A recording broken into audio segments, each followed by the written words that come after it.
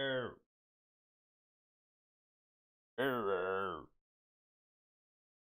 ouais, ça cache pas du tout en fait.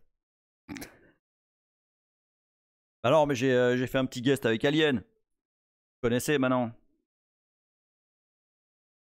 Non, mais vous savez bien, c'est Alien. Qui, j'ai reçu le troisième Alien. Hein. Je confirme, ça dure les petits tips là pour quand vous voulez flasher. Tiens, c'est trop la cam là. Quand vous voulez flasher une flash ROM là, machin, comme je vous ai montré. Et bah ça dure. Oui, attends. Ça dure une vingtaine de clips. Voilà, après ça marche plus. Oui, alors oui, donc je me suis mis en tenue parce que donc apparemment on est à l'imminence d'une guerre avec la Russie, donc bon, moi je suis d'accord avec tout le monde, il y a pas de problème. Oui, alors si vous avez de meilleurs de meilleurs plans ou de meilleures marques que cette merde d'Alien là, Emile programmation et cosplay, bah ouais. I surrender, I give up, comme comment il s'appelle, comme Jar Jar Binks. Ah ouais, tiens, faut que je vous raconte l'histoire de cette marque aussi. Vous avez vu, j'ai une marque à la Harry Potter. Voilà, vous avez vu? Et je vais vous raconter tout ça. Bon, de toute façon, on a 10 bonnes minutes là. Ah, attends, déjà. Ah, attends, le Finnois il dit Pomona pour les pinces clip. Oh putain, ça je vais noter direct. Pomona. Pomona. Parce que sans rire, hein, les pinces là que j'ai acheté, donc c'est quand même 10 balles à chaque fois. Bah ouais, alors tu vois, 20 balles, mais si j'avais acheté une bonne pince, un bon clip, Léa qui arrive en trombe avec son slip de bain et son canard en plastique. Non mais c'est bon, t'inquiète Léa, on démarre. Si au lieu d'acheter 3 aliens qui m'ont coûté 10 balles chaque, j'avais acheté un Pomona à 20. Bon ben voilà, ça aurait été plus efficace. Donc je vais regarder ça. Je te remercie le film. Alors, attends, 2 trucs là avant qu'on commence. Premièrement, il y a quelqu'un dans cette assemblée dont le nick commence à... Je vais mettre du mystère, comme ça je révèle pas des trucs. Dont le nick commence par un L et finit par Finnois. Je vous laisse deviner. Qui c'est subscribe sur mon Patreon. Et ça me fait mais tellement plaisir. Ça me... en vrai, ça me met une pression de ouf. Je vous le dis. Dans toutes les personnes qui ont compté dans mon évolution informatique au sens large, bah, le Finnois il est très haut placé. Voilà. À chaque fois que je dis quand je fais de l'informatique, je pense à un truc et c'est parce que Léa qui arrive et ça me fait doublement penser. Vous vous rappelez, alors ceux qui sont assez anciens, vous vous rappelez de la chanson Ingénieur informaticien, qui était horrible et je l'ai dans la tête depuis ce matin, je sais pas pourquoi. Vous connaissez celle-là? Je sais pas si je peux la retrouver. Et Léa, je sais que tu sais. Je sais que tu saurais la retrouver. Ouais, elle est horrible. Elle est horrible. Et alors, attends. Deuxième truc que je voulais vous dire. Je prends des notes hein, quand même pour pas oublier. Alors, c'est sur mon Firefox. C'est ce tweet. Alors, vous savez que des tweets enfin, sur ce qu'on fait ici, il y en a quelques-uns. J'en parle souvent. Puis, je suis pas le dernier pour répondre, tweeter, etc. Mais alors, celle-là, elle m'a fait bien triper. Donc c'est quelqu'un, Faradel, je suis pas certain qu'on se connaît, Faradel, si on se connaît pas, si on se connaît, je suis désolé de pas te remettre. Attends, faut voir peut-être que j'écris des trucs parfois, bah tiens, on se rejoint. Donc il écrit, j'arrive sans comprendre le C. Ça tombe assez bien, puisque c'est un peu le but de l'opération. Et on me fait bouffer de l'assembleur, auquel je pige encore plus rien. Et alors je comprends enfin comment une partie du C fonctionne. Je trouve ça magique. Merci beaucoup. Et ben, ça là, c'est exactement le genre de témoignage qui fait que ce qu'on fait ici, ça me fait triper. C'est exactement ce pourquoi je le fais. La raison principale, c'est ça. Hein. Quand j'ai démarré. En fait, initialement, bon, vous savez, hein, je vous ai déjà dit, j'avais pas tout à fait prévu que ça tourne comme ça, qu'on en soit, je sais pas combien de dizaines d'épisodes au total. Hein, je parle pas juste du C. Moi, à la base, je voulais juste mettre en ligne, ou en tout cas refaire une conf que j'avais faite, qui était l'histoire des BSD Unix et de l'internet, accessoirement. Les deux sont intimement liés. Et tout ça, c'est sur le canal YouTube. Et je les ai publiés donc avec un micro dégueulasse et tout. Mais bon, à la fin, l'histoire y est. Alors, je pense, Hardware qu'on en est. Je pense, hein, ce qu'on a regardé hier soir avec Coquille. Je pense qu'il ne m'a pas tué donc. Je pense qu'on en est à 48 épisodes. A priori. En tout cas, c'est ce qu'il y a sur la chaîne. Donc c'est quand même pas mal. Donc, oh merde, il y a McCall qui a mis le lien vers ingénieur informaticien. Je la mets ou pas? Je mets le ingénieur informaticien? Moi, ça fait très longtemps que je l'ai pas entendu. Hein. Non? Non, je mets pas. Non, mais... Ah, il y a ce mari qui est là. Ok, c'est bon, je la mets pas. Oh, c'était Toine 512 qui je l'ai quand même dans la tête sans cliquer. Là, c'est clair. Faut mettre... Ah, mais non, mais attends, vous savez, il y a des jeunes sur le canal. Ils connaissent pas. On va faire quelques. Tiens, je vais la mettre pour les jeunes du canal. Puis en même temps, je vais vous poser des questions. Je vais vous poser des questions old school. Est-ce que vous vous souvenez... Attends, est-ce que ça... C'est pas un truc de boule hein, que t'as mis, McCall. C'est vraiment, c'est vraiment le clip. Hein. Attends, parce que je vais pas l'entendre là. Ça, faut que je l'entende aussi là. Oh putain de pub à la con là. Voilà. Je suis ingénieur informaticien. Je suis ingénieur informaticien. J'aime les ordinateurs. Windows 98. Ingénieur informaticien. Je suis ingénieur informaticien. Aime les ordinateurs. Windows 98. Quelle horreur. Je fais des concours de calculatrice. Je suis vraiment trop con. Je fais le concours du robot qui balancera des balles en haut. Trop con. Je vais arrêter.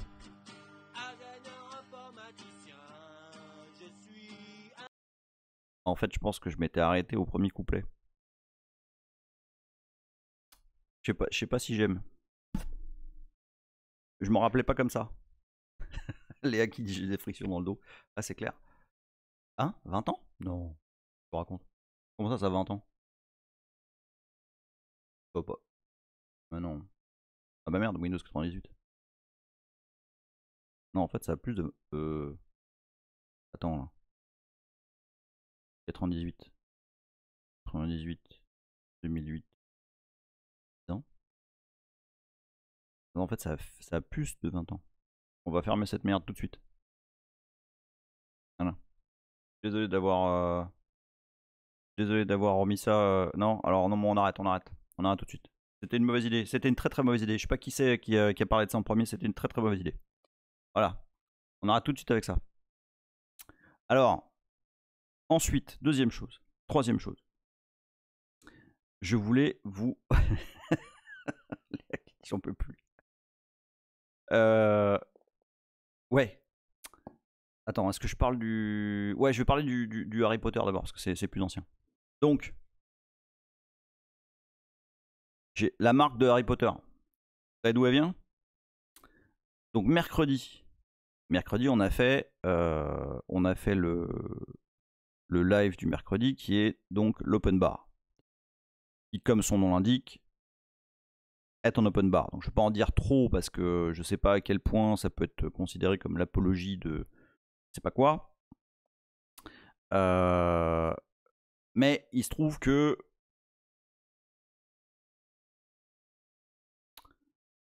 il y a eu beaucoup de liquide. Voilà, on va dire ça comme ça.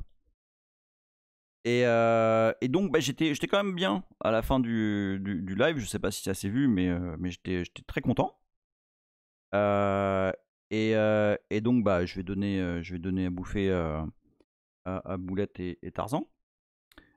Et donc moi j'habite dans une maison et il y a des arbres.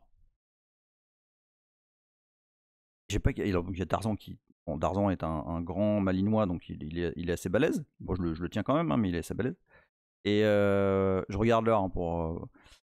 Et donc on va dans le jardin, machin. Et puis il me tire, et puis je capte pas, mais il y a une branche juste en face de moi qui fait clou, clou. Voilà. Exactement, Emile versus arbre. Donc je me suis empalé le front sur une branche. Voilà. C'est juste pour vous dire que... alors ça c'était l'impact du live de mercredi. Donc l'impact du live de mercredi est là. Et puis, il y a l'impact de la préparation du live d'hier.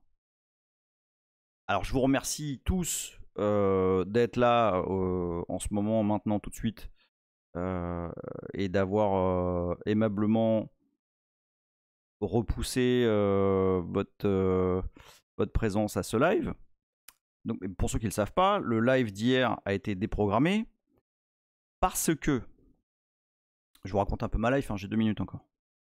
Donc j'habite dans une maison, comme je vous l'ai dit, et dans cette maison, en fait, alors on a la possibilité de la voir, mais on n'est pas raccordé à l'eau courante. On reçoit de l'eau par un système d'irrigation, machin. Je pense que c'est de l'eau de pluie ou je sais pas exactement quoi. Mais en tout cas, il y a beaucoup d'eau. On ouvre des vannes et puis ça remplit une immense citerne qui est au sous-sol. Et donc c'est très facile, hein, y a quelqu'un qui vient ouvrir les vannes, machin, et puis une fois que ta citerne est assez haute, bah t'arrêtes la vanne, c'est tout. Faut aller voir de temps en temps. Et habituellement, je vais toujours voir où ça en est. Et hier, j'étais totalement absorbé par la préparation du live qui devait avoir lieu hier. Donc, j'étais à tout, ouais, putain, trop bien et tout. Là. Puis à un moment donné, il y a Coquille, ma femme, qui m'appelle d'en bas. Eh, tu viens prendre un café? Ah ouais, café. Là, je fais putain de sa mère. La vanne. Et là, je blast pour fermer rapidement la vanne, machin. C'est pas comment dire, c'est pas un petit jet, tu vois, ça fait pas pss. Non, c'est vraiment, c'est une quantité d'eau de ouf. Et là, je cours vers le sous-sol, là où il y a le trop plein de la citerne en question. Et donc la Coquille avait été voir juste avant. Elle est ressortie pas très joasse. Et donc en fait, il y avait pas d'eau au sol. Dieu merci, il y avait pas de matos, pas de...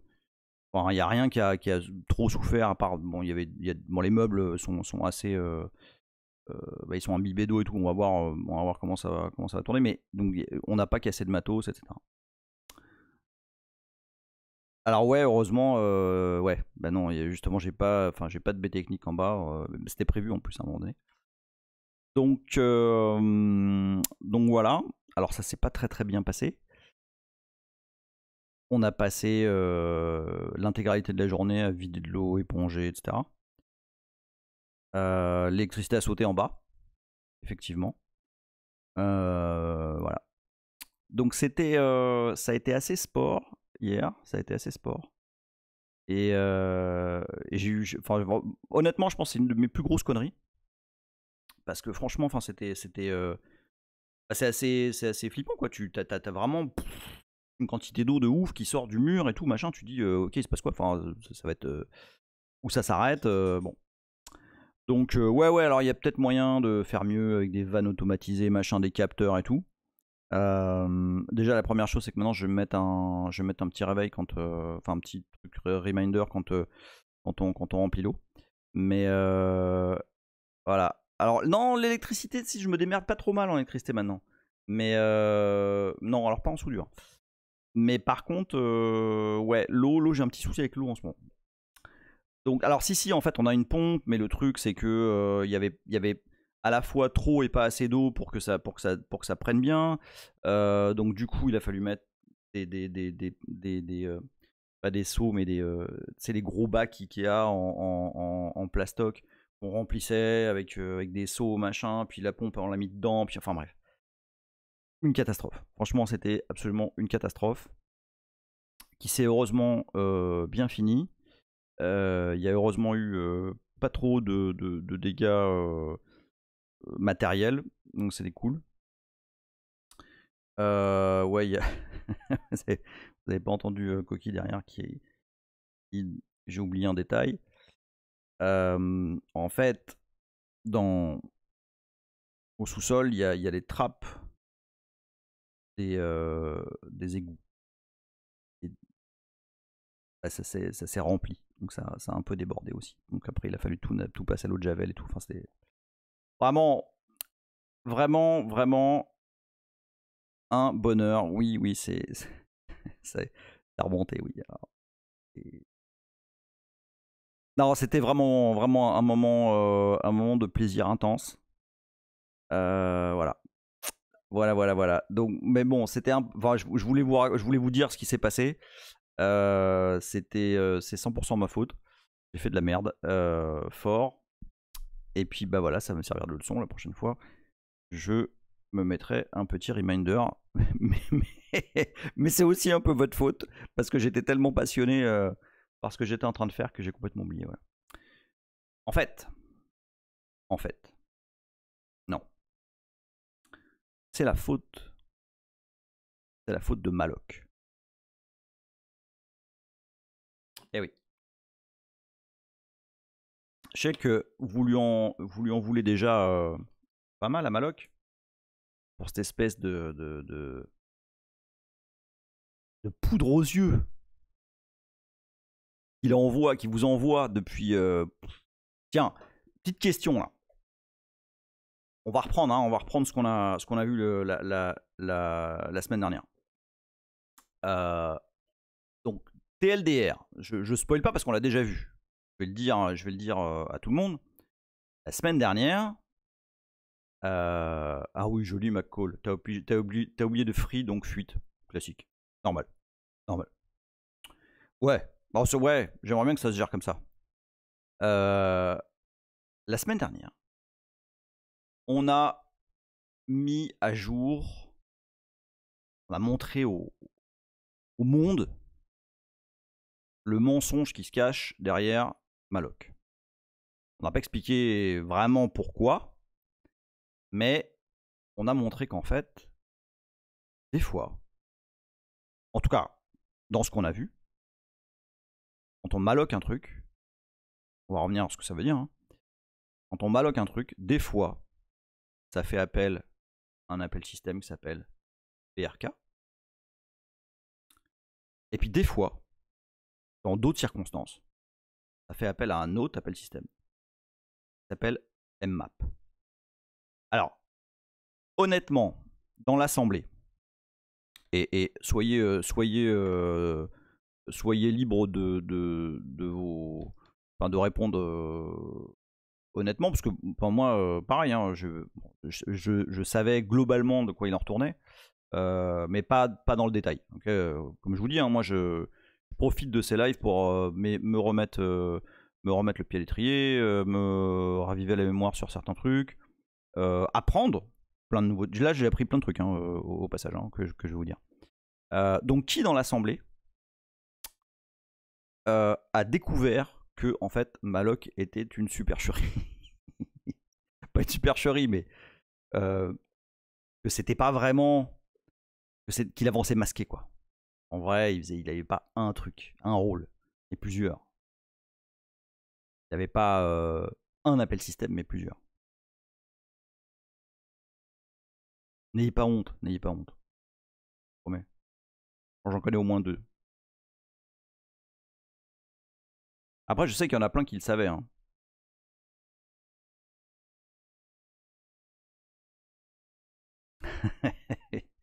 je vois passer des émotes de mensonges.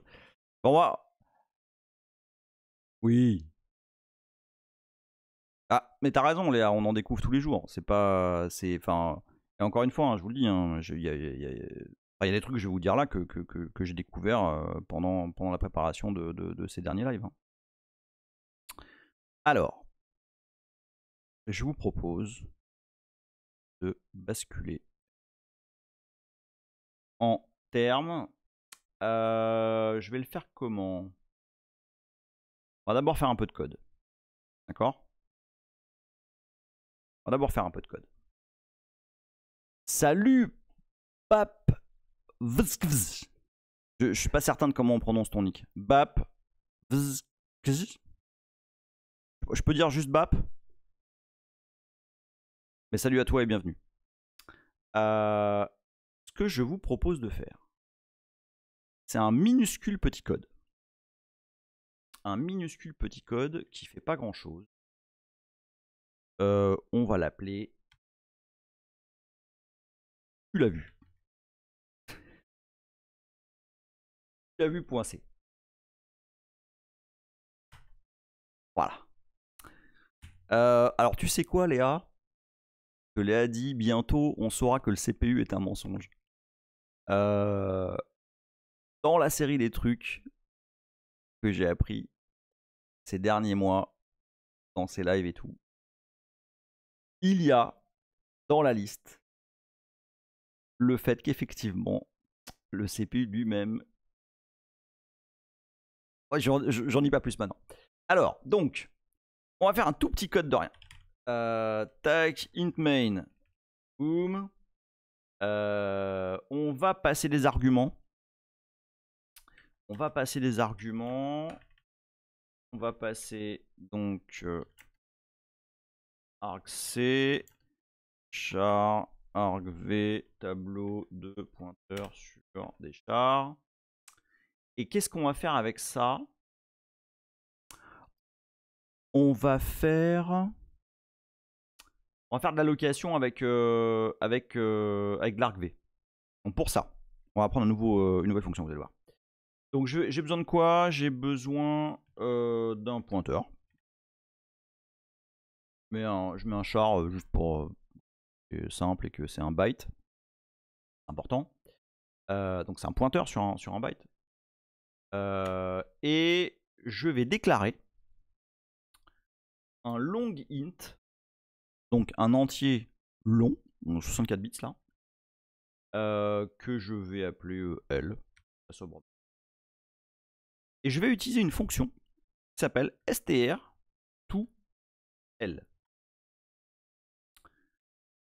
Alors je vais pas mettre bon. Qu'est-ce que je fais? Je le fais propre ou je le fais un peu à l'arrache? Allez, je vais le faire propre. Allez. Alors, on a commencé à faire des trucs propres, alors maintenant on y va. Donc on va dire L égale str_to_l. str_to_l, que je vous montre. str_to_l. Voilà, donc c'est une fonction de la libc, évidemment, qui convertit en quelque sorte, parce qu'en quelque sorte, elle convertit le paramètre qu'on lui passe en long int.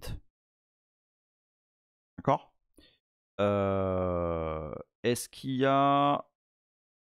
Comment déjà? Ouais, tu passes nul en deuxième. Je me rappelle plus exactement. Non, non, non, non. Mais s'il y a justement str2l fait une vérification de longueur, au contraire de atwi. En fait, je pourrais utiliser une autre fonction, mais qui est considérée unsafe parce qu'elle fait pas de vérification de longueur. Ouais, ça c'est le pointeur, nul, mais je me rappelais plus le nul pourquoi il était. Je me souviens plus pourquoi on mettait nul. Le deuxième paramètre c'est le nptr. Voilà, if nptr is not null, str2l stores the address of the first invalid character. Là, là. Ok, ouais, donc c'est ça. Donc nous en fait on s'en fout, on veut juste une valeur, donc on met nul. Donc là je fais. Non, avant, on va vérifier justement. If argc est inférieur à 2. Pas 2 arguments. Hop. Donc, on a vu la dernière fois en fprintf dans stderr de hop péon. D'ailleurs, hop, voilà. Et exit, return, exit, failure. Voilà. Donc là, en gros, qu'est-ce qui se passe? Si jamais j'ai pas un minimum de 2 arguments, on exit et on se fait insulter. D'accord? Et là, je vais utiliser str2l. Et je vais dire que, puisque j'ai 2 arguments, je vais convertir arg p. Ça là, ici là, hein, ces 4 lignes là. Pour ceux qui ont suivi l'explication de la faille PwnKit, j'ai pas l'image de la meuf possédée. Mais pour ceux qui ont suivi l'épisode sur PwnKit, vous comprenez l'importance de faire ce genre de vérification là. Parce que c'est parce qu'il n'y a pas ce genre de vérification là dans le code de pkexec que justement on peut abuser argv2.1 et passer de la merde dedans. Ok. Donc str2l de argv2.1 virgule nul, on veut un seul argument. Et puis la base, donc c'est une base 10. Ok, je vais passer des infos, un argument en base 10. D'accord. Et alors str2l, lorsqu'il y a une erreur, return value of conversion unless the value within errors. Ouais, mais t'envoies quoi? T'envoies inférieur à 0, tu fais quoi? Ah voilà. 0 returned. Ça me paraît bizarre ça. Attends, de str function. Ah, ok. Unless the value on the long min.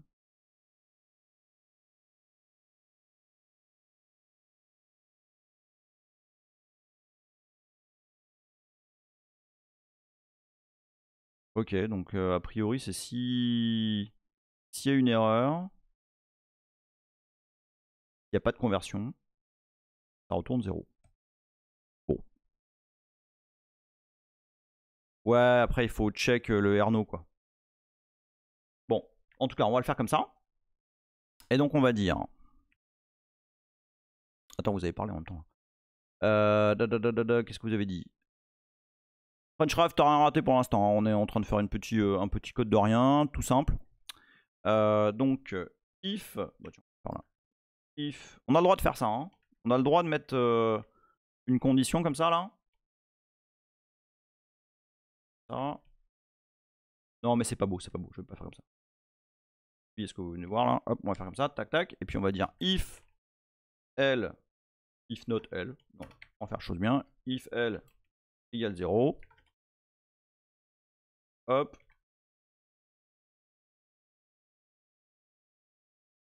On va dire, hop, voilà, on va laisser péon. Et return, exit, failure. Voilà, on fait ça bien.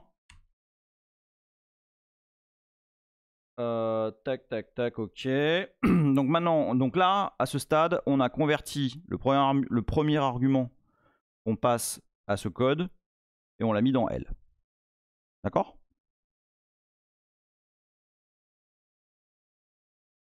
Ensuite, une fois qu'on a ça, la vraie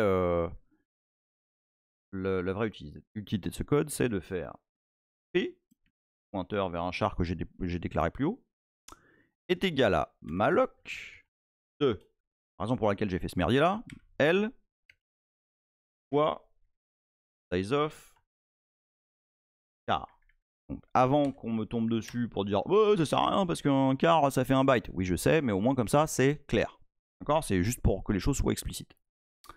Et là en fait je vais absolument rien en faire, je vais juste free derrière. D'accord? Hop, et là on return exit success. Alors là je vais certainement avoir besoin de include stdlib. Et je vais certainement avoir besoin d'include std et stdio parce que c'est stdh et stdio parce que j'ai utilisé fprintf et stdor. stdio.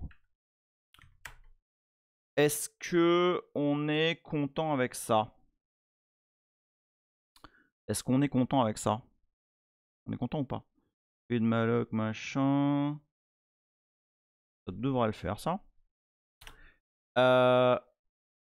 Pour l'instant, je vais encore compiler.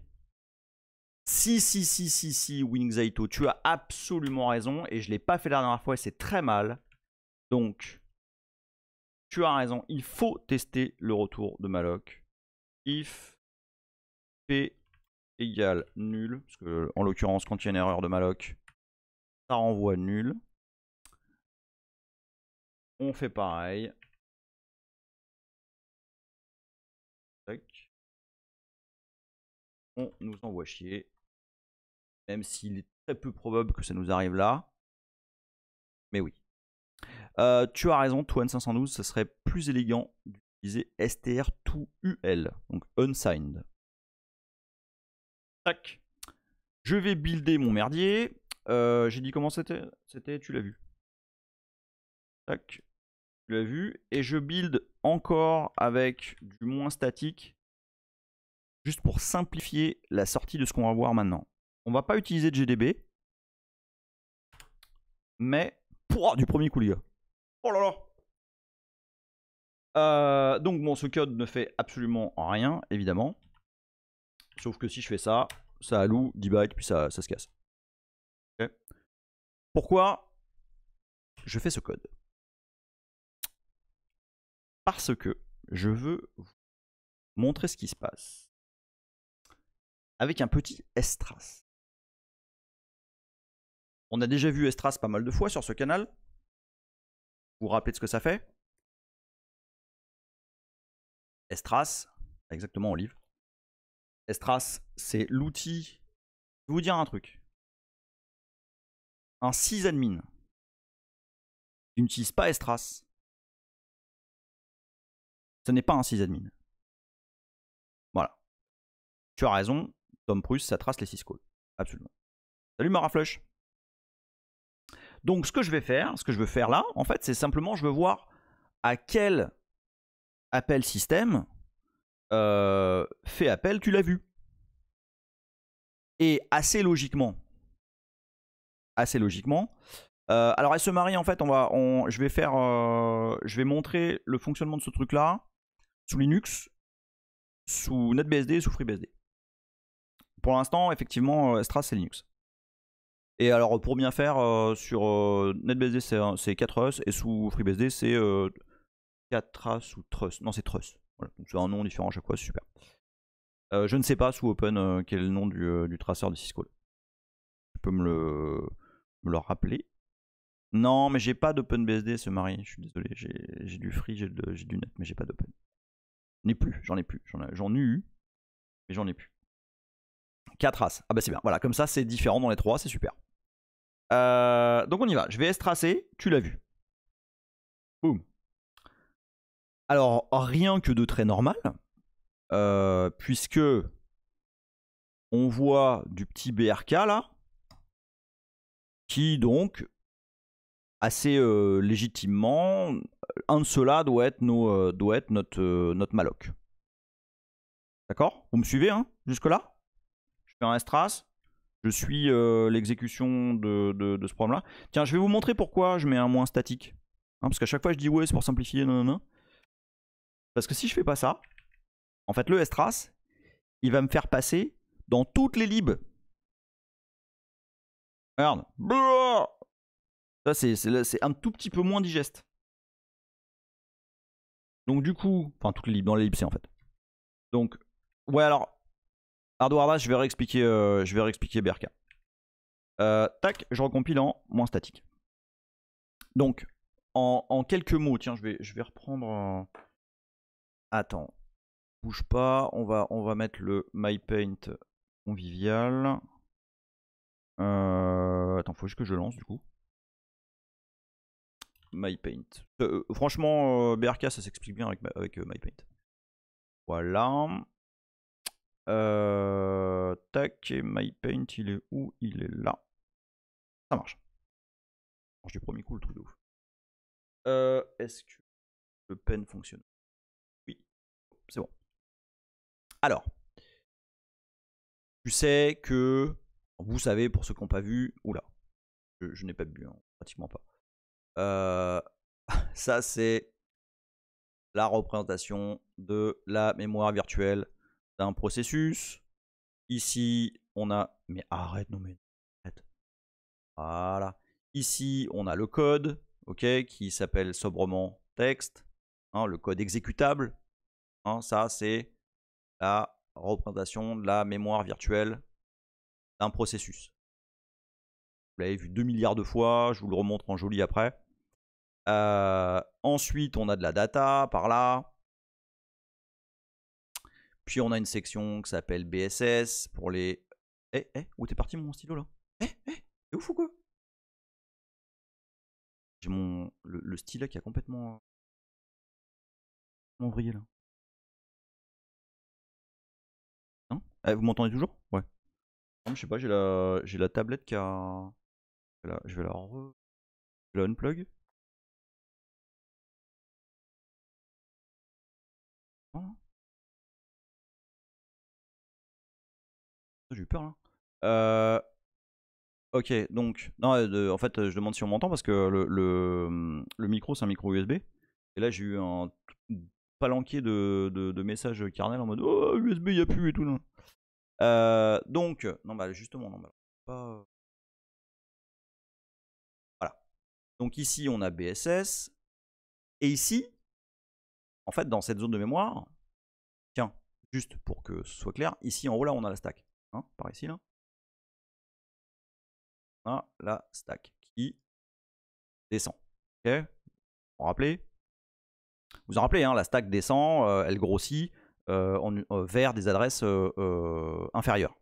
Alors, si on a ici 1000, ce qui est évidemment une erreur, ici 800 en fait, c'est... Non, 800. C'est une adresse supérieure de la stack. D'accord? Donc ouais. Et de ce que... mais qu'est-ce qui se passe? Je ne sais pas ce qui se passe avec ma tablette, mais... De reset.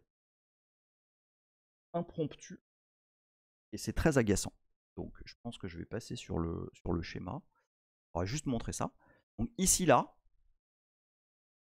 on appelle ça le programme break. Et c'est pour ça que on appelle ça, que l'appel système s'appelle BRK. Parce qu'en fait, lorsqu'on malloc, en tout cas, l'implémentation ancestrale de malloc utilise un appel système qui s'appelle BRK, dont l'utilité est simplement de monter le programme break et donc d'allouer, hop, de réserver de la mémoire ici pour potentiellement des variables. Et cette petite section-là s'appelle la heap. D'accord? Tout ce que fait BRK, que fait l'appel système BRK, c'est de monter, de changer l'adresse de la valeur haute de cette partie de la mémoire virtuelle. D'accord? Si on reprend de la mémoire, en théorie, voilà, on en reprend un bout, et on fait grossir la heap. Et ça réserve de la mémoire pour mettre potentiellement des choses dedans. Ok, c'est bon pour le petit review BRK. Ok, donc voilà, ça c'est ce que fait BRK. Et c'est, disons, l'implémentation. Quand je dis ancestrale, c'est pas une image. C'est-à-dire que réellement, les premières implémentations d'Unix, donc version 7, machin, implémentent BRK pour allouer de la mémoire dynamiquement. D'accord? Donc voilà, juste ici, là, je vous ai montré ce que ça donne quand c'est pas compilé en statique. Parce que, pour ceux qui ont suivi Linux from scratch, vous savez que ça va aller charger la libc, machin, ça va faire des trucs. Et là, en fait, en moins statique, tout est inclus, on va dire, au sein de l'exécutable. Et on n'a pas besoin d'aller chercher des choses à droite et à gauche. Donc, ça rend le STRAS beaucoup plus simple à lire. Okay, on ne va aller chercher, on ne va appeler que les appels système nécessaires. Et là, comme on peut le voir, eh ben, on a très logiquement appelé BRK. Puisque notre programme fait un malloc et que par conséquent, il est très naturel que ça appelle BRK derrière. Vous êtes tous d'accord avec moi? Alors oui, Chromou51, le binaire est beaucoup plus lourd. C'est une très bonne question que tu viens de poser. Regarde. Tac. Donc là, 852K.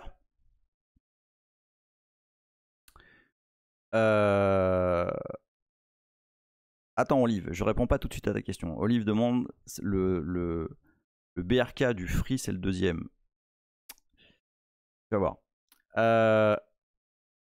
Donc, ouais. Oui, 851. Et donc, si je compile sans le moins statique, 20K. Donc, c'est pas juste un peu plus lourd. C'est beaucoup plus lourd. La libc, c'est pas un petit morceau, quoi. D'accord? Donc, mais pour simplifier l'analyse de ce qu'on fait ici, depuis le début, moi, je compile en moins statique, juste pour éviter justement d'avoir 50 milliards d'appels système et noyer le message. Alors, donc, ici, on est d'accord, j'ai du BRK qui est appelé avec, donc là j'alloue littéralement 10 bytes. Hein. C'est 10 caractères, 10 bytes. Rancune qui dit, truc qui m'a toujours interpellé sur ce schéma, la heap est propre au process ou partagée entre tous sur un OS. Non. La mémoire, plus largement, Rancune, la mémoire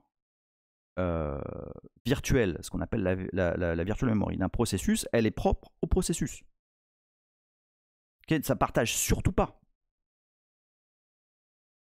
Il y a un cas dont on va parler tout à l'heure de partage d'informations entre divers processus qui utilisent un autre appel système. On va en parler. Mais la heap, elle est absolument, littéralement propre à chaque processus, de même que sa stack, de même que sa data, son BSS, son texte. Tu veux évidemment surtout pas avoir l'opportunité de lire des données de mémoire d'un autre processus, justement. C'est ça qui permet d'avoir de l'isolation entre tous les processus et de la sécurité, du coup.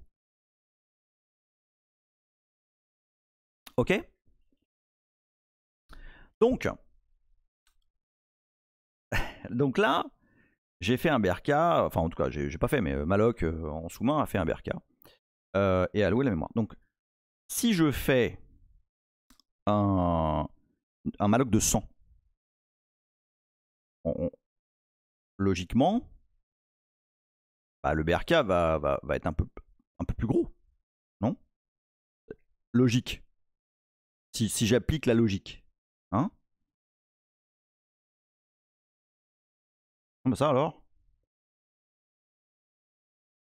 C'est bizarre, non? Comment ça se fait que ça pareil? Prends pour un con, quoi. Attends, mais qu'est-ce qu'il... Oh, non, mais ça doit être un... Non, ça doit être parce qu'il y a un minimum. Je vais... 1 kilo. Allez, on va Maloc 1 kilo. Allez, bon, là, ça va pas être pareil, hein. Merde. Alors, Wings Aito, c'est une excellente remarque. Et tu es pratiquement... C'est pratiquement exactement ça. Presque. Presque. Honnêtement, ta réponse est absolument recevable. Léa qui dit c'est pas le truc du 4K par page. Non, pas au niveau de la HIP. Pas au niveau de la HIP. Enfin, pas au niveau de cette HIP. Pas au niveau de BRK, on va dire. Non, mais là, non, mais c'est bon. Alors, ok, alors, ah ouais, alors attends, imaginons c'est cette histoire de 4K. Si je mets 10 000 bytes, là c'est sûr. Là c'est sûr. Qu'est-ce qu'il fait ce connard? Mais qu'est-ce que c'est que cette merde? Mais il est complètement pété cet OS là. Non mais vous croyez pas qu'il est complètement pété? C'est quoi ce bug de merde? Bon allez, je rajoute un 0 mais c'est mon dernier mot hein. Allez, 100K là. On y va, 100K là, allez, là c'est différent. Qu'est-ce que c'est que cette merde? Non mais vous y croyez à ça?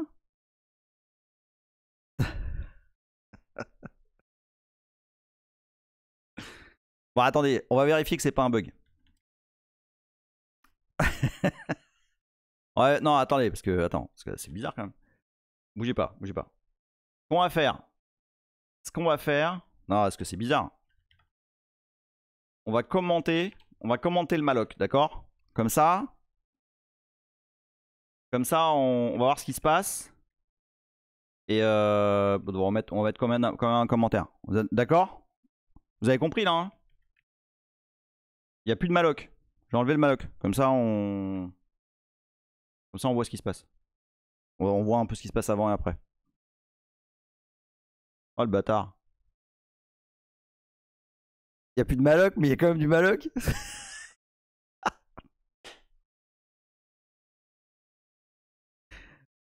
Ah mais qu'est-ce que c'est que cette merde?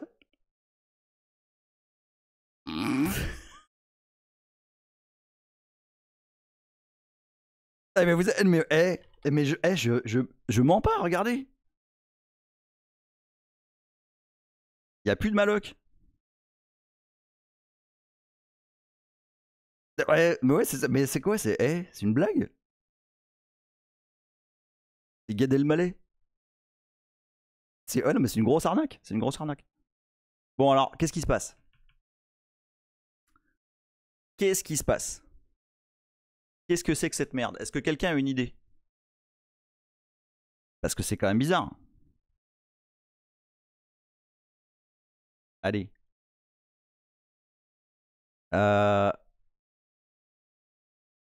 Attends. Wings Aito, t'étais pas loin. Hein.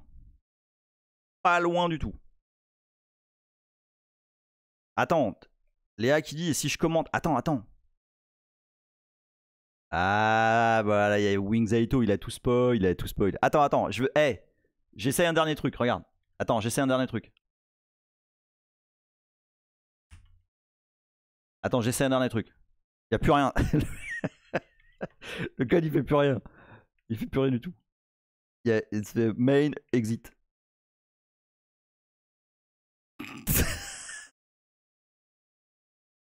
Regarde-moi ça. Il continue. Bon, en vrai... En vrai, il y a une raison. Non mais non mais c'est comme abusé ou pas? Ah, attendez. Je vais expliquer après. Hein. Attends, dans ce cas-là, attends, bouge pas.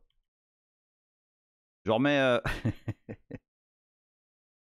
Attendez. Donc on est d'accord. J'ai l'impression que quoi que je fasse, c'est toujours pareil. Hein. Alors maintenant, qu'est-ce qui se passe si je fais 132K? Rien. Mais un tout petit peu plus de 132K. Ah merde, attends, 133. Attends, je suis bon. Gna gna gna gna gna, malade de trucs.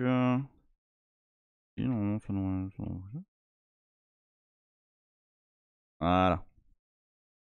Ah bah, attends, là, ça a changé, là. Là, ça a changé, mais il y a des trucs après BRK, maintenant. Qu'est-ce que c'est que cette merde? Ah, là, c'est le bordel. Hein. Là, c'est le bordel. Alors, parce que, attends. Je résume. La dernière fois, je vous avais dit, oui, alors attention, y a, des fois c'est mal, des fois c'est BRK, puis des fois c'est mmap, machin. Mais là, c'est pire. Là, le truc, il fait des BRK, t'as rien demandé. Ça y est. Là, il dit, ça y est, je suis perdu. Bon, alors, on y va dans l'ordre. En fait, Winxaito a absolument raison. Lors du lancement d'un process, la libc, ou plutôt la glibc, alloue de base un certain nombre d'octets pour éviter d'avoir à manipuler de la mémoire, à faire des appels système, etc. Ok. Et en fait, c'est pour cette raison que sur une petite allocation mémoire, il ne se passe rien. Enfin, vous ne voyez pas de nouveaux BRK. Parce qu'en fait, il y a un certain nombre d'octets qui sont alloués de base au démarrage du processus. D'accord? Vous comprenez ça ou pas? Alors, de base, la libc fait ça. Pourquoi elle fait ça? Bah, encore une fois, Winxaito avait raison. C'est pour éviter de fragmenter. C'est-à-dire, tu as un petit paquet de mémoire là, au début, tu peux déjà allouer dedans et taper dedans tant que tu veux. D'accord? Il est donc fainéant le Captain Maloc, mais ouais, grave. Léa qui dit en gros, la libc t'arrive, elle te refile un terrain de 500 mètres cubes gratos. Alors attention, c'est pas grand chose. Et je vais, en fait, une fois de plus, la réponse est dans le man. Si vous allez dans le man de Malloc et en particulier dans la section Notes, voilà, c'est ça. Normalement, Malloc alloue de la mémoire de la heap et ajuste la taille de la heap comme demandé en utilisant SBRK. SBRK, c'est BRK en fait, mais avec tu lui passes en paramètre le nombre que tu veux. Mais lorsque tu alloues un nombre, enfin de la mémoire plus grande que mmap threshold, alors le malloc de la glibc pardon, va utiliser un mapping anonyme, on va revenir là-dessus, qui utilise mmap. Et il se trouve que par défaut, mmap threshold vaut 128K. D'accord? Vous pigez ou pas?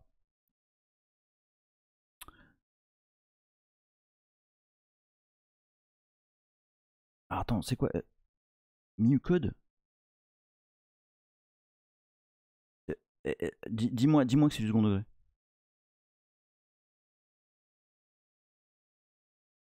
Vas-y, dis-moi que c'est du second degré maintenant. J'ai le doigt sur la gâchette là. Dis-moi que c'est du second degré. Non, attends, c'est le. Hop, voilà. Alors, Maraflush qui dit si Malloc est inférieur à 128K, alors rien. Sinon, préalloc. Pas préalloc. Non, non, non, attention. On revient. Attends une seconde. MUcode. Réponds.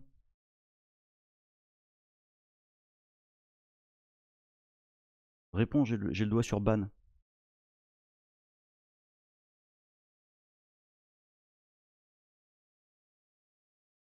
Donc Léa qui dit, si c'est en dessous de 128K, c'est open bar. Non, c'est pas open bar.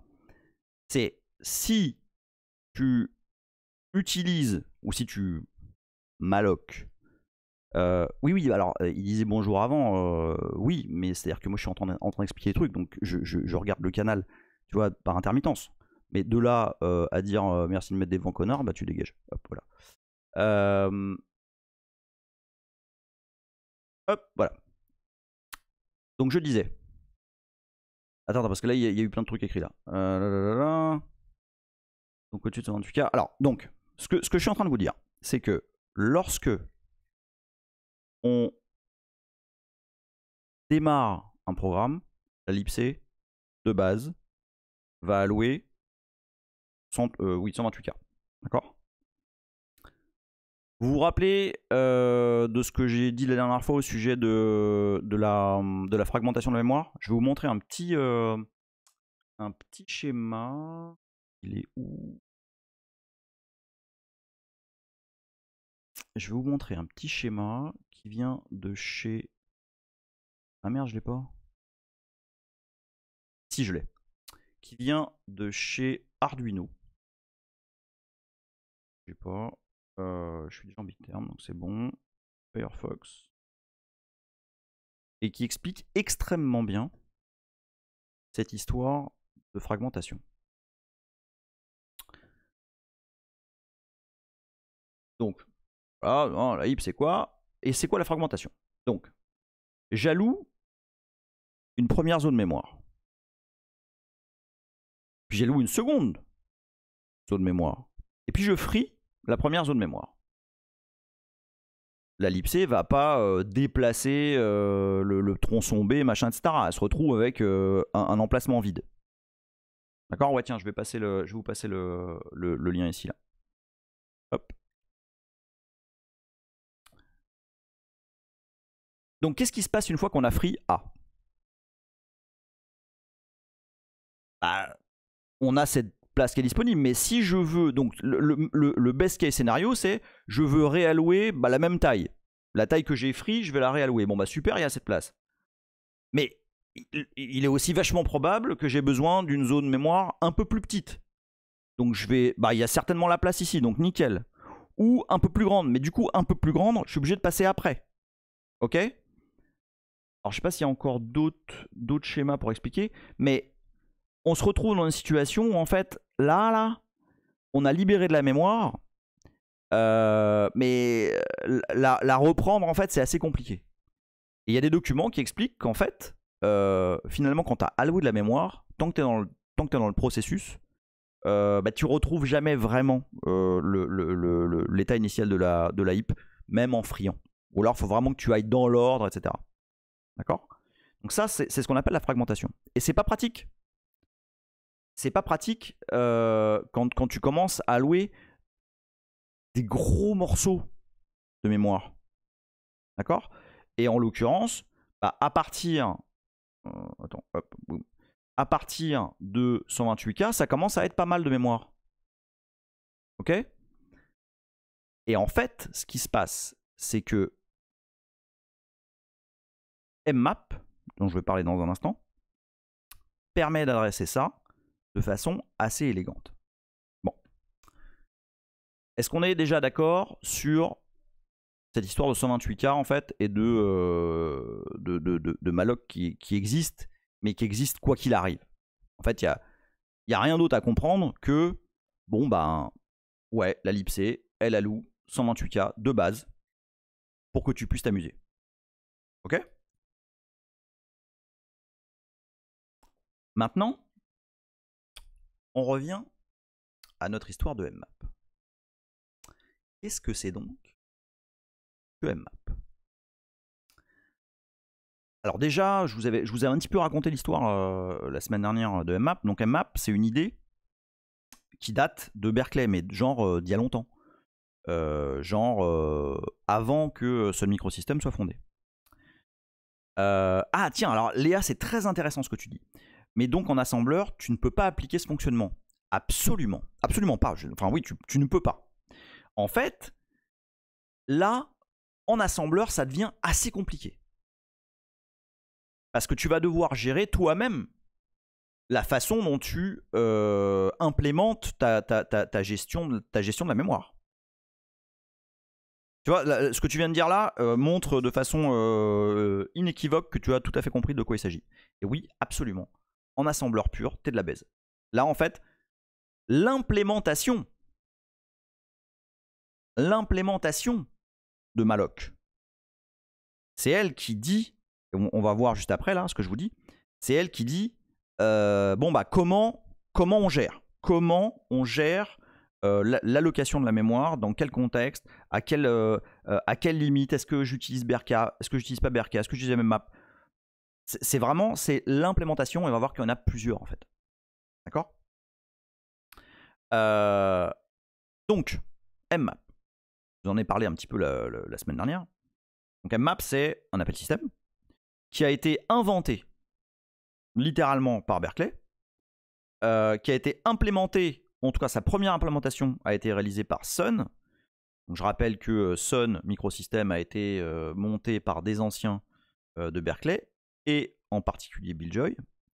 Bill Joy, le créateur de BSD, Unix, de VI, des premiers patch kernel, etc. Mais que parce que Sun Microsystems était une entreprise commerciale avec des logiciels propriétaires, etc., ils n'ont pas voulu comment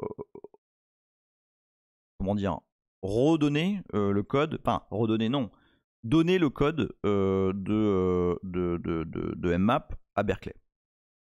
Donc Berkeley, qui a un peu l'habitude de gérer sa life, ils ont simplement réimplémenté mmap. Je vous demande un petit instant. Je vais juste gérer un truc. Non, je vais pas au chiottes. Je vais vérifier où est Boulette parce que la fenêtre est ouverte. Bref, j'arrive.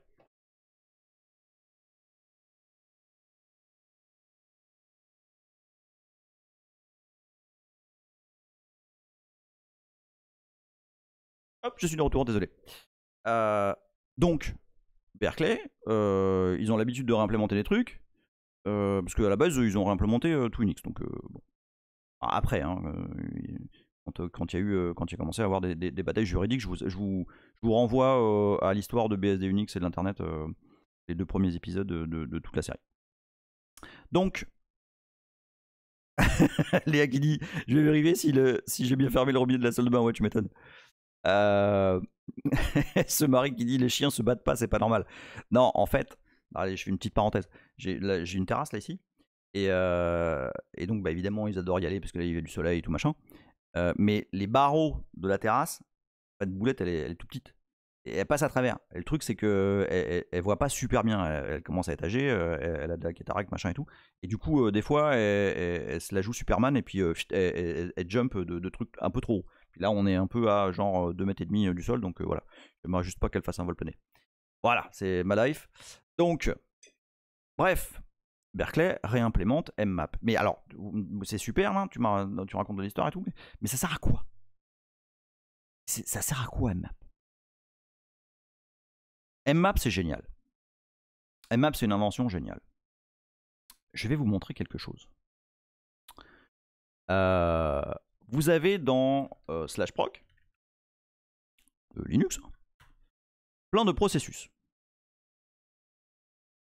Et vous savez, parfois quand on est dans GDB, j'utilise la fonction vmmap. Il me dit où sont mappés les trucs. Et vous savez, pareil, depuis quasiment tout le temps, je compile les programmes en moins statique. Aussi pour éviter ça. Pour éviter que l'output du mapping d'un processus soit trop gros. Alors pourquoi je fais ça? Regardez. Alors, proc, on va prendre toi là, je ne sais pas quel est ce processus. Et je vais afficher son mapping mémoire. D'accord? Voilà. Donc là, c'est tous les trucs. Hein, vous voyez la stack, machin. Et puis, vous voyez tout le bordel là? Vous voyez tout USR lib, machin. Vous voyez tout ça? Je sais pas ce que c'est que ce programme là, mais putain, il est. Ah bah, vim.gtk3. Et tiens, super. Hein, y a de la hip qui est là. Et puis, il y a plein de libs partout là. Alors, qu'est-ce que c'est que ça? Salut Sonic Boom. Ah, t'as raté un peu de trucs, hein. Qu'est-ce que c'est que tout ce merdier? Alors, tout ça, tout ce que vous voyez là, USR lib, machin, tout ça, ce sont des mappings des librairies en question dans l'espace mémoire, la VM, du processus qui tourne. C'est littéralement un mapping. C'est-à-dire, on map le fichier en mémoire. Map. Pourquoi on fait ça? Bah parce que ça va beaucoup plus vite d'aller interroger, se déplacer, exécuter un truc qui est en mémoire plutôt qu'un truc qui est sur le file system. Vous êtes d'accord avec moi? Mmap, ce que ça fait, c'est que ça prend un fichier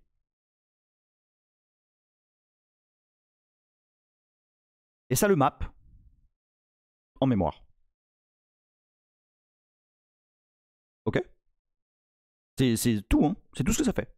Hein, ça prend le file descriptor du fichier, puis ça va le mapper à une adresse. D'accord? C'est compliqué là ou pas ce que je dis? Imaginez que au lieu de... parce que tu veux utiliser la libc, bah c'est bien gentil, mais bah faut que tu ailles ouvrir la libc, te déplacer à l'endroit de la fonction que tu veux bien, nanana, enfin c'est quand même long tout ça. Léa qui dit un truc, les adresses des différentes libs partagées sont-elles communes avec d'autres apps qui utilisent les mêmes libs? Excellente question. Excellente question. Et c'est là où ça devient très très rigolo. Hardware address, ça existe absolument sous tous les OS qui utilisent, je vous le donne en mille, la mémoire partagée, qui utilise les bons soins de Monique MMU. Pourquoi je dis à Léa que c'est une excellente question et pourquoi je fais cette réponse hardware address? C'est qu'en fait, si tu regardes, prenons... attends, on va peut-être en prendre... Ou tiens, regarde ce qu'on va faire. On va grepper juste la libc. Hein, on va dire... c'est comment... Je pense que c'est libc comme ça. Voilà.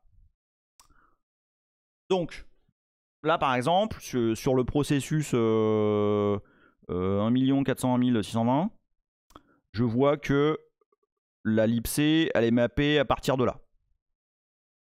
D'accord? Ah bah tiens, il y a Boulette qui va ouvrir. Là. Bonjour.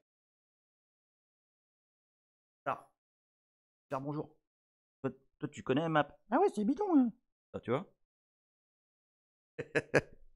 Attends, hop là, voilà. Donc, attends, mais arrête de spoil, Frenchcraft, regarde. Donc là, je suis sur le processus, machin. Je vais en prendre un autre. Je vais prendre 15 000, je sais pas combien. Je vais prendre lui et lui. Ah bah ça alors, ils sont pas au même endroit. Mais alors du coup, ça veut dire quoi? Ça veut dire que c'est chargé plein de fois différemment? Plein de fois, plein d'endroits dans mémoire et tout? Bah non. Bah non. Tout ça, c'est géré par Monique. Donc en fait, je vous le donne en 1000. Ça et ça, en fait, ça pointe exactement au même endroit dans la vraie mémoire. Mais Monique, elle se débrouille dans son immense truc à papier. Qu'on appelle, c'est pas des classeurs, c'est les fiches. Elle fait... Ah oui, 7 F2 machin, ouais, tiens, ça c'est libre, donne-lui, puis on va le faire pointer, t'inquiète, on va se débrouiller. Puis là, Antoine Kernel, lui, c'est un gars bien, et puis bah, il donne une adresse. Mais en fait, tout ça là, ça pointe vers le même endroit en mémoire. D'accord? C'est pas tout ça, c'est pas effectivement alloué. Alors tout le monde a essayé de faire du bruit dans tous les sens là. C'est déjà assez. Attends, c'est bon. Exactement, Léa. C'est plusieurs liens symboliques sur le même fichier, en gros. Mais c'est ça. Mais rappelez-vous, à un moment donné, vous me demandiez. Mais finalement, ça sert à quoi un pointeur? Bah, ça sert à ça, par exemple. Alors oui, hardware address, tu as raison. Il y a un RW, mais parce qu'il y a des zones dans les librairies en question qui peuvent être read-write. Et si elles ont besoin d'être read-write, alors elles seront spécifiques, mmap est malin, elles seront spécifiques au processus en question. D'accord? Mais globalement, la majeure partie, tu vois, 90% de la libc, elle est intégralement partagée entre les processus. D'accord? Mais tu vois, imagine, dans la libc, tu as aussi des variables que tu peux pouvoir utiliser. J'en ai pas à l'esprit là, mais ne serait-ce que, je sais pas, argc, argv, tout ça, c'est des trucs locaux que tu peux pouvoir modifier. Hein, envp, c'est des choses que tu peux modifier. Bon, bah ça va être, c'est potentiellement read-write. D'accord? Est-ce que c'est clair? C'est pas mal ce que tu as dit, Léa. J'aime beaucoup le parallèle que tu as fait. C'est effectivement, c'est une sorte de ln-s vers une zone en mémoire réelle. Winx Saito qui dit un peu comme un système de backup qui fait du différentiel en hardlink. Oui. En fait, alors je pense que c'est ça. Je pense que les zones en read-write, c'est du copy and write. Je crois.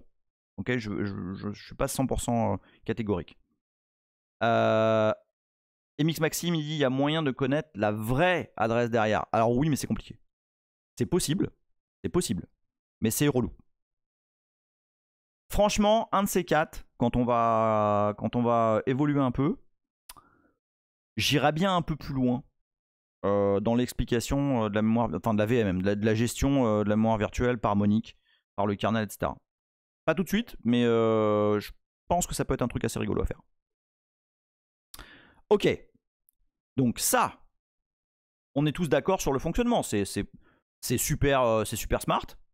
Ça permet d'avoir voilà, des adresses en fait mémoire qui sont factices. Bon, on nage dans le mensonge, donc il n'y a rien de surprenant là-dedans, et qui pointent vers une zone mémoire réelle tous ensemble. Ok? Léa qui dit une interrogation. Comment on évite les dumps de lib? Je veux dire, comment il sait qu'il a déjà chargé tel ou tel lib? Bah, c'est justement le rôle de la MMU et du kernel. Enfin, ils savent déjà que tel ou tel lib a été chargé. Ok? Et si tu demandes une page qui existe, eh ben, on va pas recopier le truc. Tu vas juste pointer au même endroit. D'accord? Triggy dit je suis paumé dans le Tarn, mais s'il y a des Toulousains ici, on peut se faire une IRL dès qu'il fait beau. Voilà. Ok? Oui, c'est ça. Monique, elle a son petit carnet. Ah, mais ça, je l'ai déjà servi, la libc. Bah, je l'ai servi, disons, 28 000 fois. Donc, voilà. Et mmap, avec ce fonctionnement-là, permet de façon extrêmement élégante et extrêmement performante d'accéder à une lib plein de fois. Non, mais c'est pas l'accent de Chang, c'est l'accent de Monique. Plein de fois au même fichier de façon ultra performante. D'accord? Je vais pas rentrer trop dans le détail des histoires de MMU et tout parce que je veux pas rendre ça trop complexe. À la fin, le fonctionnement frontal de mmap, c'est ça. Je prends une lib, je la charge en RAM, elle dispo en RAM, ça va beaucoup plus vite. D'accord? Ok. Ça, c'est mmap. C'est ça que ça fait dans la life. En tout cas, c'est pour ça que ça a été créé à la base. Oui? Est-ce que tout le monde est 100%? Attends, ça me tue Lipine, comment ils savent? En fait, c'est parce que j'ai pas envie de faire un chapitre sur le fonctionnement de la MMU. Non, c'est vraiment pas de la magie. Il y a absolument une table qui est maintenue avec les différents trucs qui sont loadés en mémoire. Et dans cette table, il y a les adresses réelles vers où ça doit pointer. D'accord? Et si jamais, à un moment donné, l'élément n'est plus trop accédé ou plus accédé du tout, etc., il est mis de côté et puis potentiellement, on ira le relire si quelqu'un y refait référence à un moment donné. Là, on est vraiment dans le fondement du fonctionnement de la mémoire virtuelle. C'est pour ça que je ne veux pas trop rentrer dedans. Pour l'instant, la chaîne de taille. Bonjour, ça devient vraiment vieux. Il va falloir que je investir, je pense. C'est possible. C'est possible. Bienvenue à toi, la chaîne de taille. C'est effectivement Maraflash une sorte de cache de pointeur. Il va y avoir un numéro sur la VMM, sur la MMU et sur la gestion de la mémoire de façon générale. Pour l'instant, je me la joue un peu professeur Fontblu sur cette histoire-là, mais retenez simplement que mmap monte des fichiers en mémoire de façon à optimiser ça veut rien dire, de façon à rendre extrêmement rapide l'accès aux fichiers les plus fréquemment utilisés, en particulier les libs. D'accord? Faut pas que parce que la question que tu poses, Léa, elle est hyper pertinente. C'est pour ça que j'aime bien tes questions. C'est parce que tu veux savoir comment ça marche derrière. Et c'est absolument l'objectif de ce canal. Mais le fonctionnement de la MMU et comment sont faits les choix de chargement, de déchargement, etc., c'est un cours à part entière. Vraiment.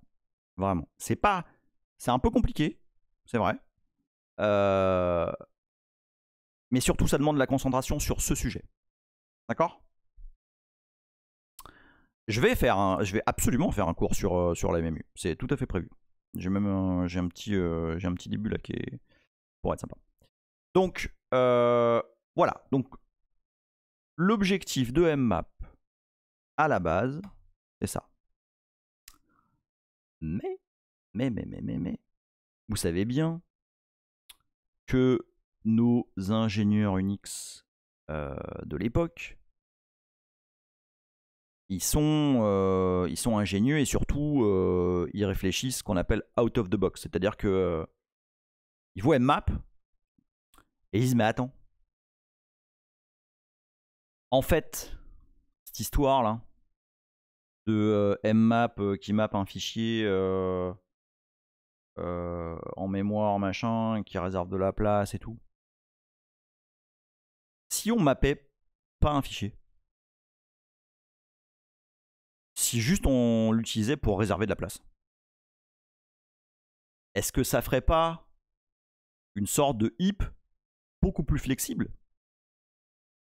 Parce que pas de fragmentation. À chaque variable que tu veux allouer, ou à chaque zone mémoire que tu veux allouer, mmap va se démerder pour trouver de la place quelque part. Va prendre la taille, la flexi heap, oui, va prendre la taille dont tu as besoin, puis va te la renvoyer. C'est quand même assez élégant, plutôt que de se faire chier avec ce genre de truc là.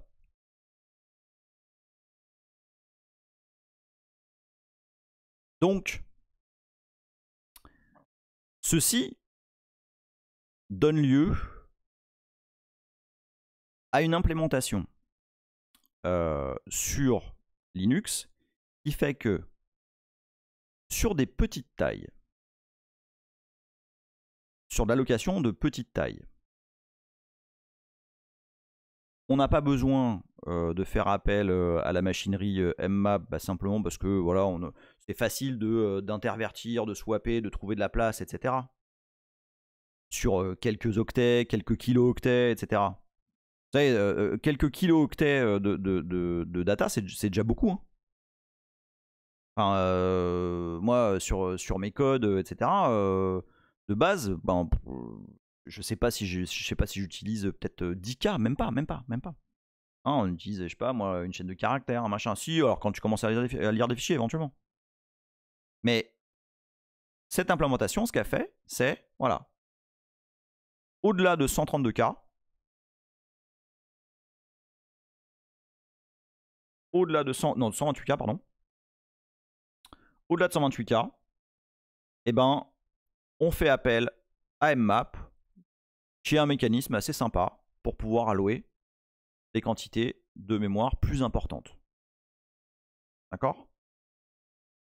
Ok, à ce stade, est-ce qu'on est toujours tous alignés? Est-ce que vous commencez à comprendre l'objectif? Alors c'est mmap, hein, pas nmap. Tony Boompini, mmap prend tout son sens quand tu as plein d'apps qui veulent allouer des bouts de mémoire par-ci par-là. Ouais. Alors entre autres, une autre utilisation assez pratique, c'est quand tu as des applications multithreadées. Léa qui demande une question en assembleur. Comment tu fais alors? Tu alloues de la mémoire à la mano, bah, tu fais appel à l'appel système. Alors, non. En fait, tu as le choix. En assembleur, tu vas faire comme bon te semble. Soit tu utilises la heap. Donc, tu fais monter le programme break et tu le descends et tu te démerdes pour faire du mieux possible ta fragmentation.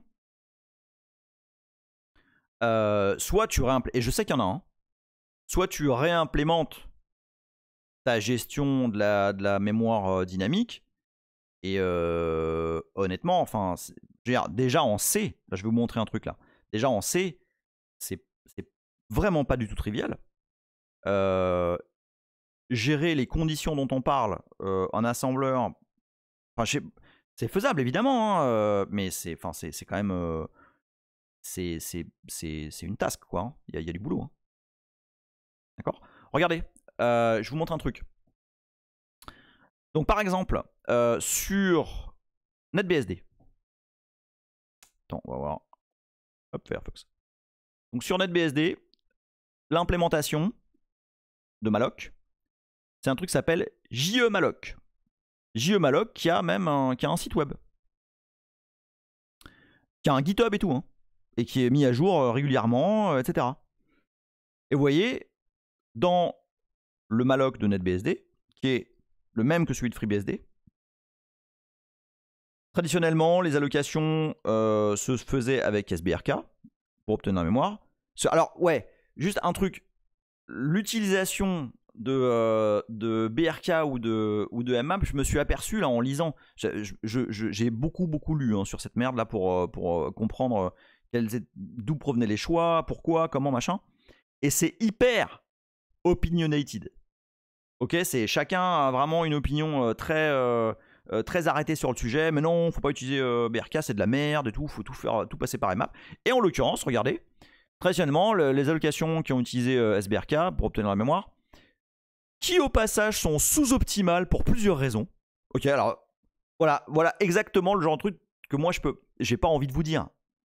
Je vais pas vous dire pour plusieurs raisons. Que ce soit classe, ouais. Mais bon, après, ouais, en incluant des race conditions, de la fragmentation, des limitations artificielles dans l'utilisation maximale de la mémoire, ok.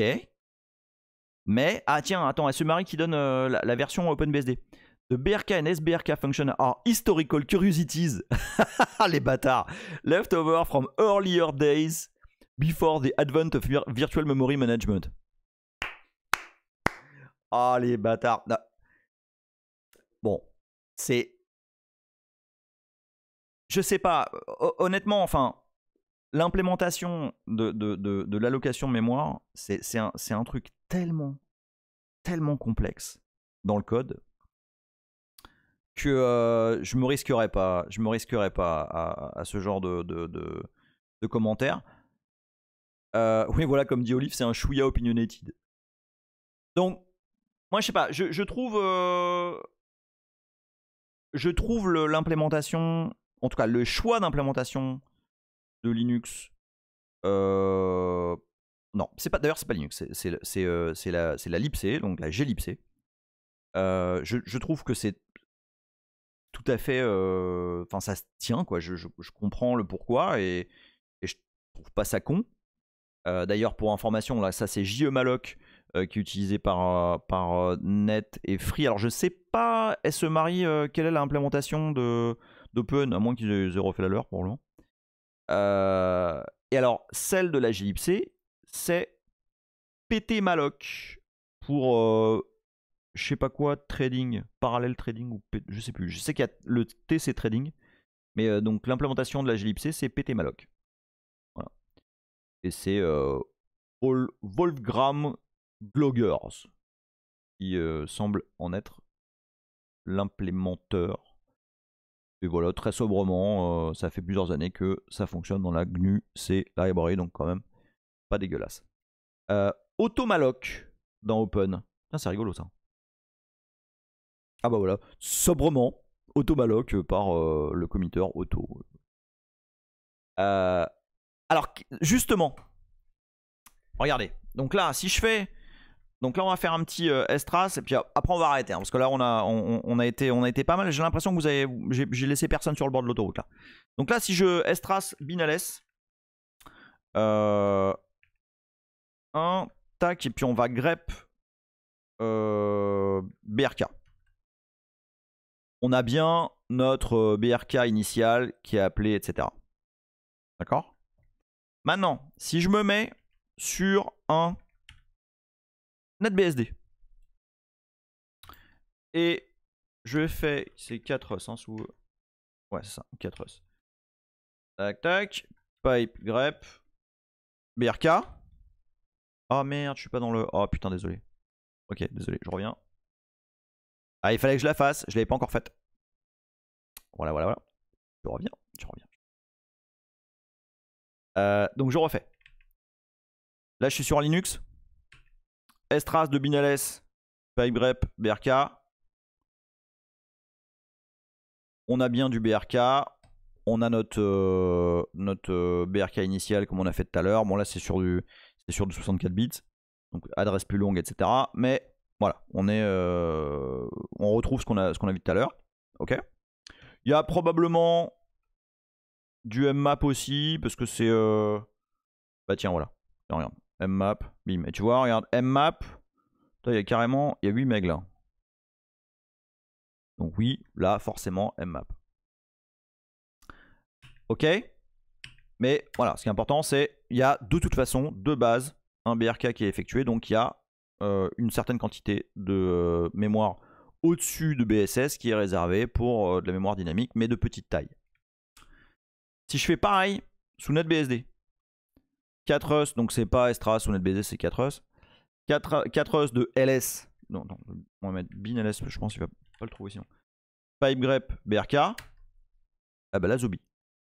Il n'y a pas de BRK dans Net. Par contre, il y a du mmap, en veux-tu, en voilà. D'accord? De la même façon. Maintenant, Sonic Boom. Sonic Boom, il dit rien à voir, mais il n'y a que moi qui trouve que les emojis de Twitch sont nuls. Bah non, mais c'est parce qu'ils veulent que tu aies des emojis custom là. Pareil, sous FreeBSD. Alors, FreeBSD, c'est Truss cette fois. Donc, Truss de bin ls pipegrep BRK et RK. Pas de BRK. Par contre, pléthore de mmap. Exactement, Léa. Les BSD n'utilisent... Alors, tous ceux que je connais en tout cas, n'utilisent plus du tout BRK. Donc avec différents arguments. Hein. Celui d'OpenBSD, sans surprise, est très... comment on peut dire ça? Très direct. Alors, BRK, c'est historique, c'est de la merde. Nous, on utilise mmap comme des grands. Avec des arguments clivants, Maraflush. Ouais, c'est un bon exemple. Ouais, clivant. NetBSD, bon, quand même un petit peu opinionated en mode oui, c'est suboptimal. Bon, je sais pas. J'ai lu beaucoup d'arguments pour et contre. Et un des arguments pour l'utilisation de BRK, c'est justement que sur des petites tailles, et j'ai trouvé ça valide, utiliser mmap sur des petites tailles,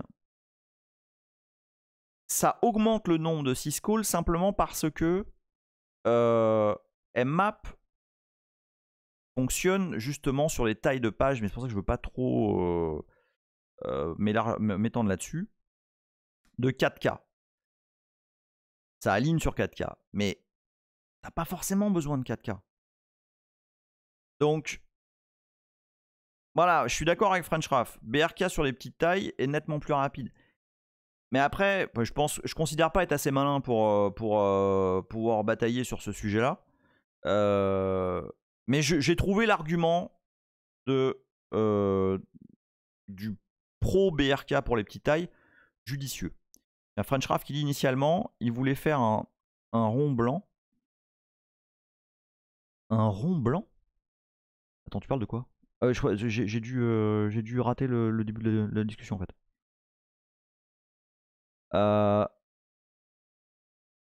McCall qui dit également mmap pour des petites tailles, c'est sous-optimal.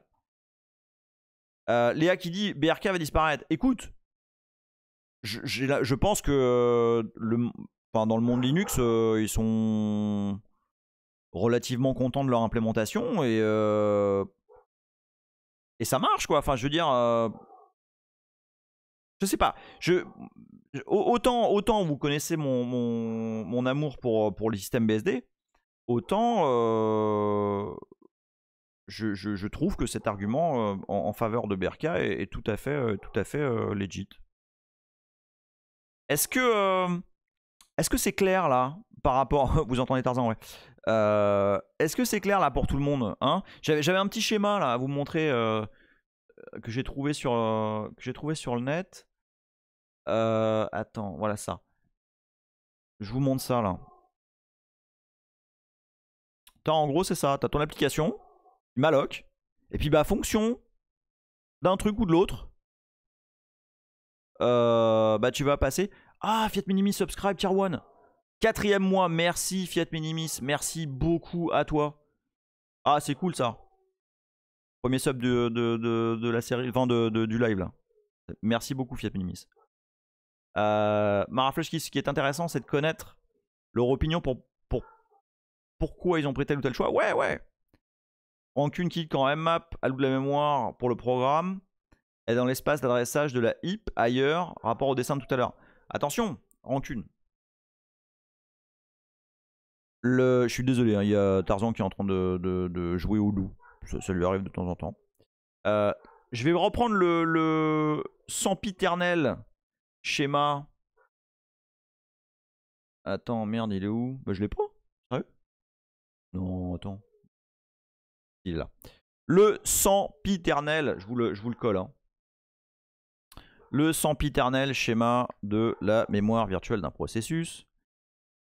Il faut vous mettre dans la tête que ça, là, cet espace d'adressage virtuel appartient au processus. Ok, c'est son espace d'adressage. Michel est ici. Michel processus. Il est ici. D'accord? Donc, je reprends ta question, Rancune. Quand mmap alloue de la mémoire pour le programme, elle est dans l'espace d'adresse du heap. Alors, techniquement, si on veut être précis, la heap, c'est l'espace qui démarre à BRK, donc après le program break, après BSS, et qui s'étend vers le haut jusqu'à potentiellement croiser des memory mapping de librairie. D'accord?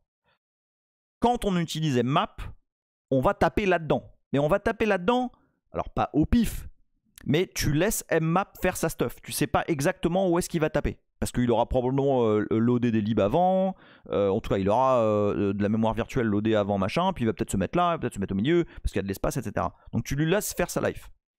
Mais il y a des abus de langage qui disent que quand tu alloues de la mémoire avec mmap, t'es quand même dans une forme de heap. Mais je trouve que ça trouble le discours. Je trouve. Et Chromou51, Subscribe à Tier 1, merci beaucoup, Chromo51. Ça fait plaisir. Surtout des jeunes ou nouveaux, des gens qui sont pas là depuis le début, ça fait du bien parce que bah, je me dis que c'est toujours compréhensible. C'est ça qui est important. Hein. C'est vraiment ça qui est important. Moi, je veux. Vous savez ce que je tripe là, c'est que, vous savez, mine de rien, ce qu'on est en train de voir là, ce qu'on fait, ce qu'on apprend et tout, ça reste des notions quand même pas simples. On est borderline entre le C et en fait le système, le fonctionnement des systèmes d'exploitation, etc. L'histoire d'Unix et tout. Donc c'est pas simple ce qu'on est en train de voir. Je suis désolé hein, pour Tarzan. Eh Tarzan, tu peux pas, hein? Oui, bien. Alors je vais vous pester deux adresses. Je vais vous pester donc celle-là. Donc c'est un article qui décrit les deux fonctionnements.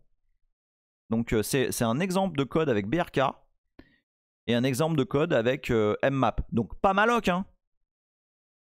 C'est vraiment la personne fait deux implémentations différentes. Donc super intéressant comme article.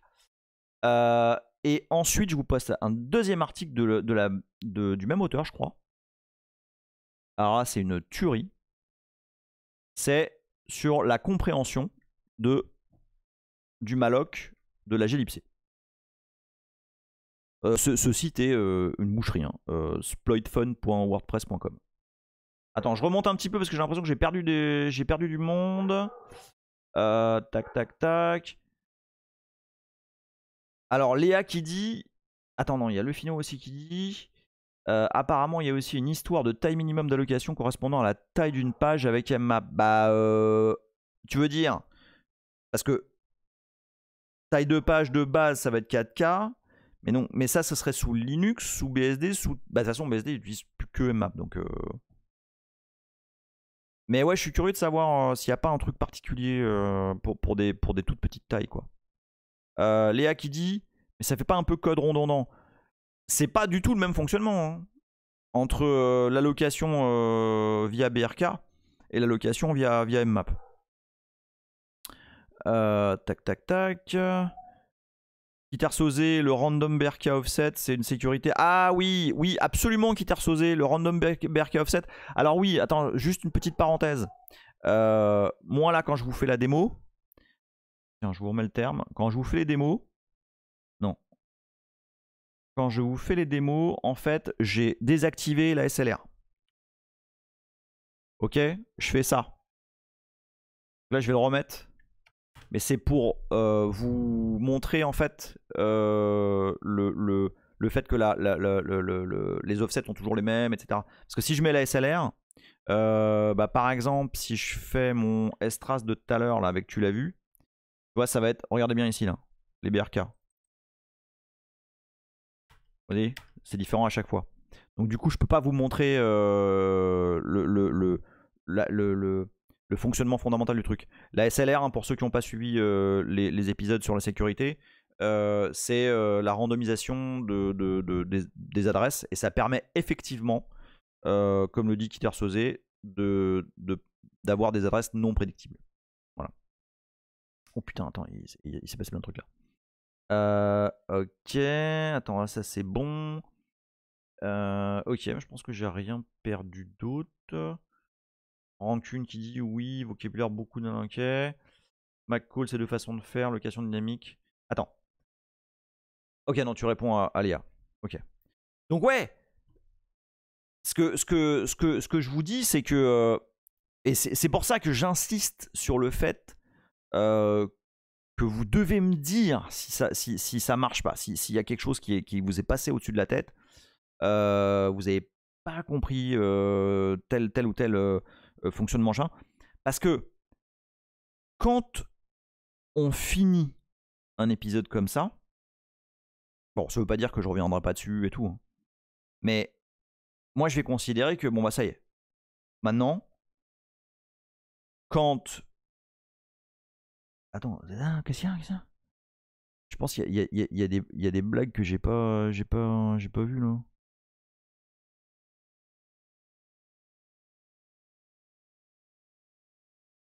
Il faut que je remonte trop là pour. Putain, fais chier, j'ai raté des bonnes. Ouais, en fait, c'est comme pour tous les trucs qu'on démystifie ici en fait. C'est maintenant quand vous allez alors vous allez peut-être pas écrire du C tous les 4 matins ou peut-être en lire ou je sais pas. Quand vous allez voir écrit Malloc, vous allez pas être en mode professeur Fomblu. Vous n'allez pas être là, oh ouais, c'est de la location mémoire dynamique sur la HIP. Non, non. Vous allez savoir que, ouais, bah alors, d'accord, mais ça dépend. Ça dépend de la taille, ça dépend de l'OS.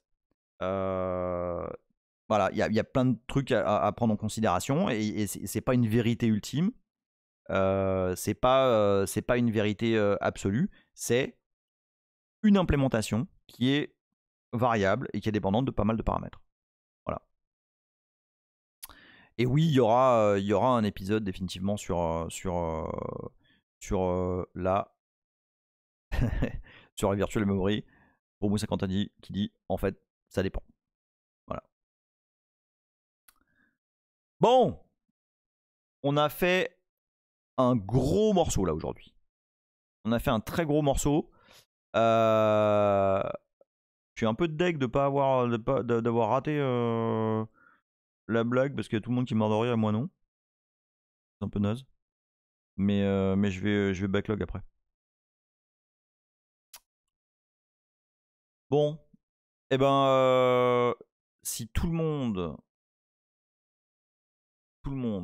est toujours vivant, vous avez bien pigé tout ça. Eh ben prochain épisode, on va passer à la suite. Avec grand plaisir, Mix Maxime. Est-ce que je vous dis. Attends. Est-ce que je vous lâche l'Evil Plan final? J'ai un Evil Plan final depuis le début de ces From Scratch. Est-ce que je vous le lâche ou est-ce que je le garde secret?